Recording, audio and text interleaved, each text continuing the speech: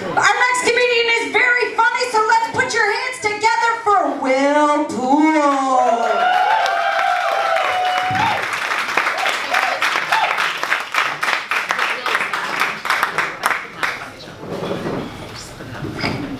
Hello, everybody. I just graduated from Moraine Valley Community College about 2 hours ago.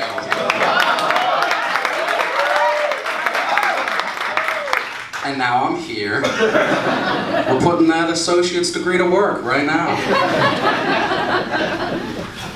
I've started doing something new in my day-to-day life. I've been using the phrase, "my body is a temple," more often, to mixed results. Unsurprisingly, the same people who use that phrase are not happy with me using that phrase. And that's fair. I understand that. Here's the thing.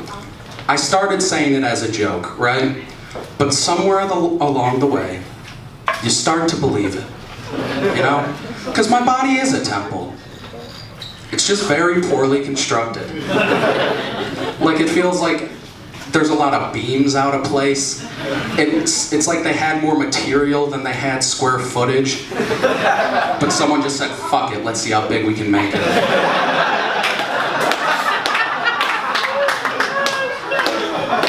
Like somehow a newly graduated art student was the foreman of the project, and they were like, we're gonna really challenge what people think a temple's supposed to look like. When you think of someone who's in shape, it makes you think Mayan temple, right? There's clean lines, hard edges, it's pleasant to the eye. You look at it and you think, yeah, someone really put the work in to achieve that. When you look at me, it's like, the villagers were just like out and saw like a particularly grassy hill, and they were just like, this is it. We found it. Our temple. We'll come here once a week, leave pastries on top of it. Maybe the people from the Mayan temple won't capture and decapitate us. I'm less of a temple and more of like a newly divorced dad's weekend DIY project. He's not a carpenter. This is something he has to do while the kids are away to stave off the depression and suicide. It's a dark metaphor, but I think you'll find it fits. The problem is, I like to lounge, which I'm sure a lot of you are like, yeah, I bet. And that's fair. But I love to lounge. Like, my body looks like it was forged in the flames of a burning lazy boy.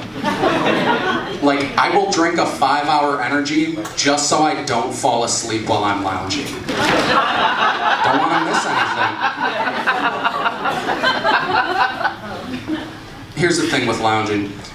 When you're lounging, some of you look confused.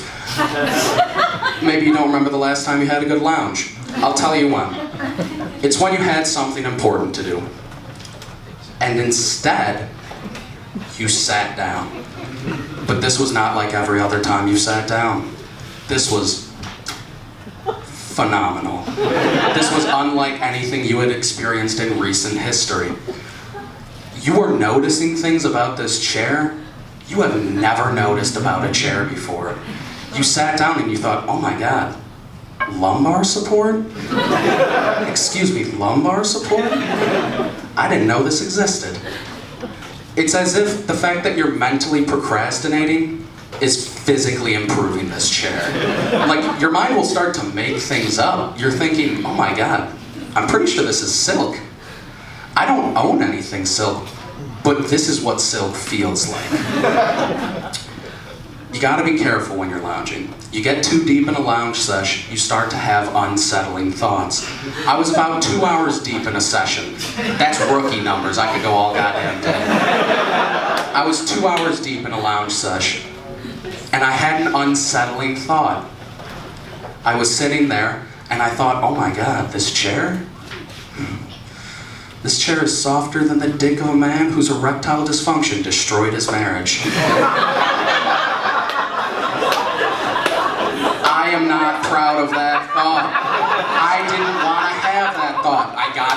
deep in the sesh. I'm not proud of that thought, but I do like that thought gave me my $1 million Shark Tank idea. Now, don't pull away. You need to trust me here. I will not lead you astray. I would never say something disgusting just for the sake of saying something disgusting. I choose my words very carefully. I consider myself a poet first and a comedian second. Now I need you to think of how soft a dick with erectile dysfunction is. That's a soft substance. Now, make it the size of those really big beanbag chairs. You know, the kind that you can't afford. Maybe that's just me. Normally it's a younger crowd. You guys look like you have 401ks. You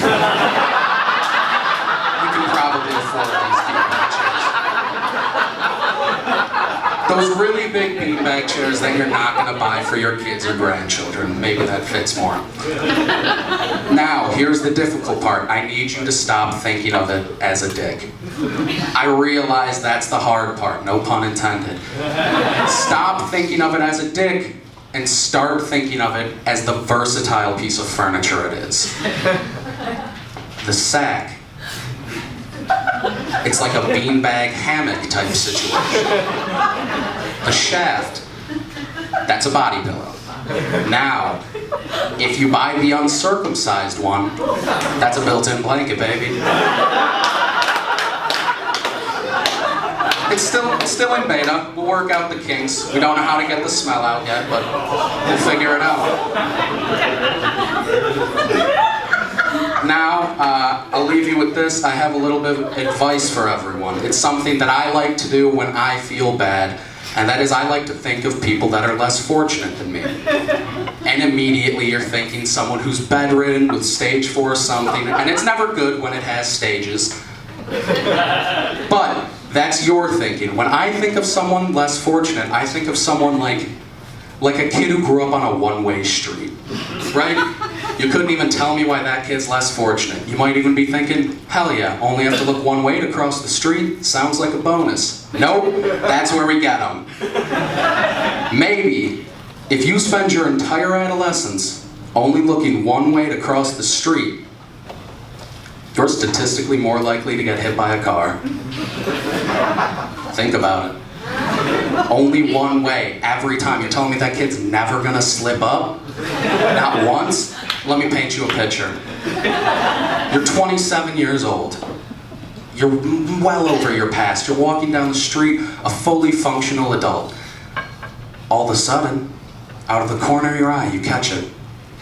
That cherry red Firebird that Papa drove away in all those years ago, never to return. All of a sudden, you're not a fully developed human walking down the road, you're 8 years old. You're on the road you grew up on, and just like all those years ago, you yell, you say, Papa, please don't leave. You start to chase, and just like all those years ago, you look one way to cross the street, but this is a two-way, oh God! Hit and run. The driver doesn't stop. That's why I called it a hit and run. You die before the ambulance even arrives. Now that makes me feel better because I grew up on a two-way street. That can't happen to me. Thanks very much. I'm Poole.